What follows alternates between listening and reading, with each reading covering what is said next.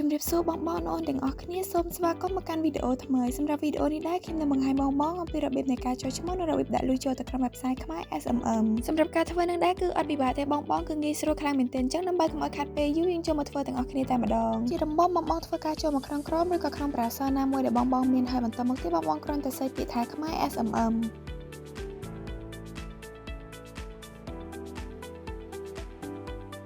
នៅខាងលើនេះដែរគឺជា link ចូលទៅក្នុង website របស់យើងអញ្ចឹងបងធ្វើការចុចទៅតាម link នឹងមកដើម្បីចូលទៅក្នុង website របស់យើងតតែម្ដងនៅពេលដែលបងបានចុចទៅតាម link មុននឹងនឹងចេញជាផ្ទាំង website បែបនេះហើយបន្តមកទៀតបងធ្វើការចុចនៅត្រង់ពាក្យ sign up នេះមកពេលដែលបងបានធ្វើការចុច sign up ហើយនឹងចេញជាផ្ទាំងបែបនេះទៀតគឺមានដូចជា username email password ហើយនិង confirm password បងសម្រាប់ជំហានដំបូងបងធ្វើការបំពេញឈ្មោះនៅត្រង់កន្លែង username នេះមកឧទាហរណ៍ថាសម្រាប់កន្លែងនេះដែរគឺខ្ញុំនឹងបំពេញជាគំរូសម្រាប់ឲ្យបងមើល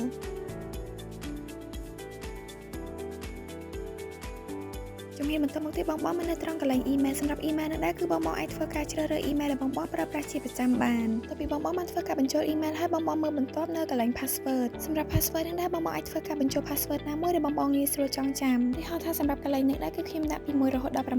បងជំហានបន្តមកទៀតបងមាននៅកន្លែង confirm password សម្រាប់កន្លែងនេះដែរគឺបងធ្វើការបញ្ជាក់ password ម្ដងទៀតដើម្បីធានានូវសុវត្ថិភាពជំហានបន្តមកទៀតបងគ្រាន់តែពិនិត្យមើលនិងយល់ព្រមគ្រប់លក្ខខណ្ឌប្រើប្រាស់របស់សេវាកម្មនេះហើយជាចុងក្រោយបងគ្រាន់តែចុចទៅលើពាក្យ sign up ហ្នឹងគឺបងអាចធ្វើការចុចឈ្មោះចូលទៅក្នុង website បានដោយជោគជ័យប៉ុន្តែសម្រាប់ខ្ញុំគឺខ្ញុំអត់បានធ្វើការចុច sign up ទេបងដោយសារតែខ្ញុំមានគណនីស្រាប់ហើយអញ្ចឹងខ្ញុំគ្រាន់តែធ្វើការចុច sign in ទៅគឺខ្ញុំអាចធ្វើការចូលទៅក្នុង website បានហើយបងសម្រាប់បងដែលបានធ្វើការ sign up នៅមុនហ្នឹងនឹងចេញជាផ្ទាំង website បែបនេះមកឲ្យបងសម្រាប់បងដែលទៅចុចឈ្មោះចូលមកក្នុង website លើកដំបូងនៅត្រង់កន្លែង balance នឹងដែរគឺបងអត់ទាន់មានទឹកប្រាក់ទេអញ្ចឹងបងអាចធ្វើការបញ្ចូលទឹកប្រាក់សិនដើម្បីអាចប្រើប្រាស់សេវាកម្មដែលមាននៅខាងក្នុង website នេះបានណាបងហើយសម្រាប់របៀបនៃការបញ្ចូលទឹកប្រាក់នឹងដែរជាដំបូងបងធ្វើការចុចនៅត្រង់កន្លែង 3 នេះមកតមកទៀតបងជ្រើសរើសនៅពាក្យ add fund នេះបន្តមកទៀតនឹងលោតជាផ្ទាំងបែបនេះមកបងអាចអាននៅត្រង់កន្លែងចំណាំនេះសិនណាបងហើយបន្តមកទៀតបងអស់មកក្រុមដើម្បីជ្រើសរើសបាកងដែលបងចង់ធ្វើការបញ្ចូលលុយពេលដែលបងបានជ្រើសរើសបាកងហើយនឹងចេញជាផ្ទាំងបែបនេះមកឲ្យបងហើយកន្លែងហ្នឹងដែរបងអាចធ្វើការជ្រើសរើសចំនួនទឹកប្រាក់ដែលបង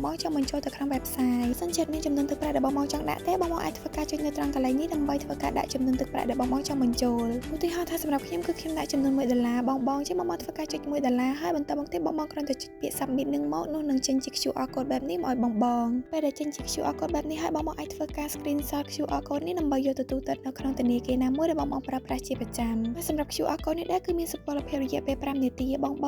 សម្រាប់ QR code មួយគឺបងអាចធ្វើការទូទាត់បានតែម្ដងទេបង